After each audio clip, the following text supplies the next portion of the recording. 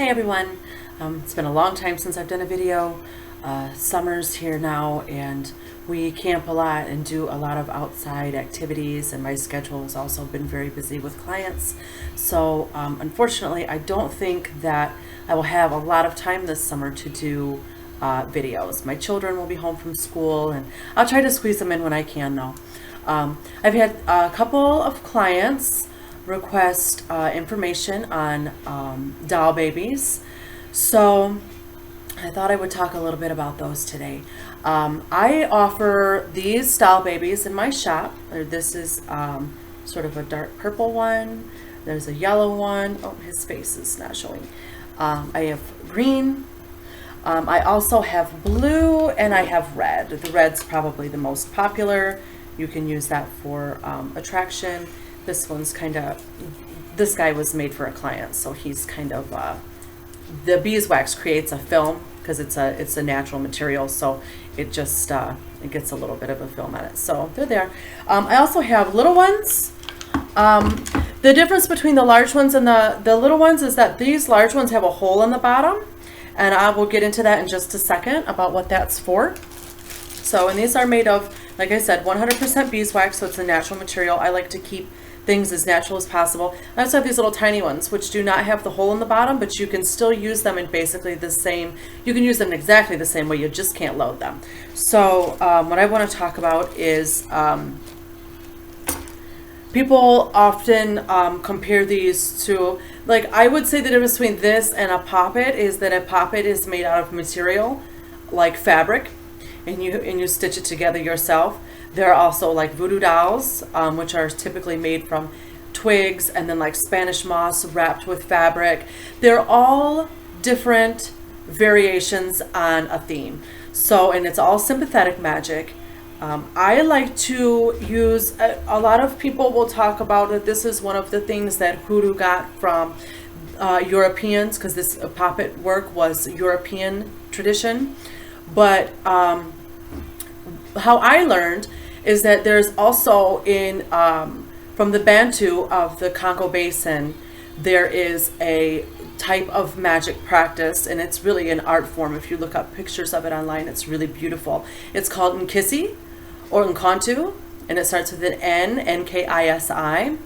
And this is where they would take natural items such as animal horns, gourds, even carved effigies out of wood. Some of them would be human looking, some of them would not be, and fill them with hair and blood and shells and other offerings. And these were protective objects over either the entire community or over a person. And they often had nails driven into them, which we see as a very common theme in voodoo and hoodoo, is that we drive nails into things, into our dolls, into other things that we work with, to drive our intent and to drive our goals into that object. So it's a physical representation of taking your intent, your spiritual, your mental, emotional intent, and physically injecting it into an object. Humans like physical things. We need to have things in front of us that we can see and touch, which really help us gain connection to the spiritual world. So that's why ritual and things like this are very important, things that are tactile. Humans have a hard time just, thinking about things and believing in it with just faith alone. So these items help with that. So you would have your doll baby, and in the bottom, this one is green, so most people would use this for prosperity. So you're going to put maybe like cut a strip of a dollar bill and roll it up and put it in there, with maybe some sassafras root or some pyrite or lodestone, or maybe some iron filings. And there's all kinds of prosperity herbs, fennel seed, mint. I could go on and on about that. So, and then what I like to do is I don't have one right here. Hang on.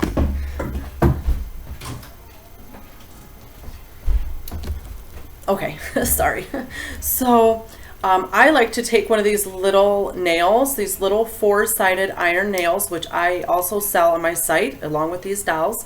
And when I get everything in there, I like to take one of these and drive it down in all of the gree I've put inside as far as I can. And then I'm going to seal it over with a green candle. I'm going to drip some wax on there and seal it over. So that part is all pretty easy and pretty intuitive, and people are used to that. So the next part is, you know, where do you keep it and how do you take care of it? Well, the intention of your doll is going to depend on how you take care of it. If this is a doll you want for prosperity, you're going to want to keep it in a nice little box. I always put Spanish moss in the bottom of mine. Since this is prosperity, you might want to put oak moss. You can go outside and grab some oak moss or some lichen off some trees. Those are good prosperity plants. So you can put that in the bottom of your box. I use these little wooden boxes like this. You can purchase these from the craft store. You could make one if you wanted to, if you were skilled in that area. So it's a little box like this. These fit inside very well in here. I'll show you that one real quick. And you keep them in there. And I would put, you know, if you have some extra change or you have some extra dollars, I would put those in there with him. Anything that represents wealth to you, maybe small little mirrors from the craft store so you can sort of reflect that in your life. Dice, little beads that are dice, or other beads that are you know, depict other sort of monetary or financial gain or winnings, things like that. You can even, if you go to, in craft stores, this is my favorite thing to do, is to go to the miniature section where there's all the little dollhouse stuff. My daughter has a beautiful dollhouse that my husband made for her, and I buy her, you know, little things from there, and you can get little tiny dollar bills, and you can get all of the things that you need that will fit in the boxes to go with these dolls. So if you're doing one for love, like the one that I just showed you, I put rose petals in there. Another one of my favorite things to do is go to a really nice candy store or party supply store where they sell really nice, pretty candies, and spend just a little bit of money on those to put in there. This one, I had bought these really pretty pink pearl candies to put in. You can buy rock candy to put in there. So that's to sweeten a situation. So if it was for love, and you could even do that with one for prosperity, you're going to add the candy in there to sweeten it up. That's a very, very common thing to do in hoodoo. So you keep it in your box, and you don't, you know, you keep it in your box. You don't just put it away, because if you put it away, you're putting away your goals. The idea is to keep it, you know, on your altar or maybe next to your bed, someplace where you're going to look every day and open it up and take it out, and you're gonna talk to it just like, if this goal is for you, you're gonna talk to it just like you would talk to yourself, which means no self-defeating talk, no negative talk. It's only going to be positive words about what you want to draw into your life, because this doll is a representation of you, and so you want to treat it how you would want to be treated, and vice versa. If this doll is representative of someone else that you would like to not have in your life, then you're not going to treat it very nicely. What you might want to do is you might want to put it away then, where you never see it again. Go hide it in a basement on a tall shelf. Go bury it someplace. I sell packs of these nails. I like to, every day, if I'm working on something for a client where they're trying to rid themselves of a person, every day I will heat one of these up over a candle flame, and I will insert it into the doll. And I'll do this every day over 7 days or 2 weeks, or however long the client has commissioned me to do this work for. And then, you know, after that, it's the things that go in the box are going to be different. I might put sulfur in there. I might put wasp nests in there, hornet's nests, dirt dauber nests, things like that. Things that would make the person uncomfortable because you're trying to get them out of your life or away from you. So those are the two basic approaches. Either you're sweetening something, or you're trying to get something or somebody away from you. And like I said, if this is something you want to draw to you, keep it in a place where you're going to see it. For some people, if they don't have an active working altar like I do, maybe next to your bed is the best thing. And you can, if you take time at night before bedtime to do your reading, that's when I do all of my spiritual studies. And I just take, you know, about 15 minutes for myself, and maybe that's a good time for you to work with your doll baby and invest your goals into it. And, you know, every day, or at least every week, I definitely recommend you add a little something to the box. You want to take care of it. To let it go stagnant, to let it just sit there, it's just, your goals are just sitting there. It's not moving. So you want to work with that doll, and you want to keep your thoughts active towards that goal. And so you want to do physical actions that are representative of moving towards that goal. So like I said, you know, if it's for prosperity, keep adding coins into it. If it's for love, keep adding maybe rose petals or some candy or some other things that are representative of love to you. And that's going to be different for everybody.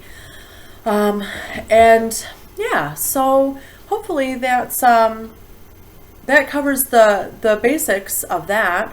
Like I said, I do have these in every color in my shop.